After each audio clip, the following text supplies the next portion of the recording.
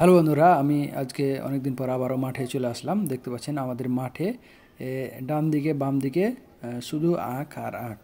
এই আখ থেকেই এখান থেকেই আখের গুড় তৈরি করা হচ্ছে। তো এখানে প্রচুর পরিমাণে আখ রয়েছে। এখান থেকে আখগুলোকে মাড়াই করে আখের গুড় তৈরি করা হচ্ছে।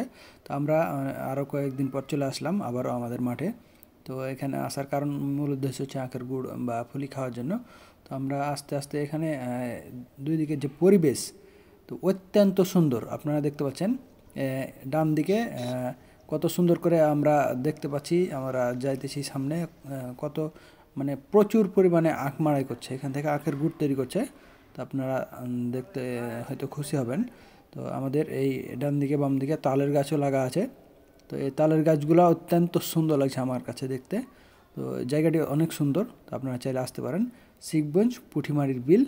তো এখানে এসে আপনারা দেখে যেতে পারেন। এই জায়গাটা অনেক সুন্দর একটি জায়গা।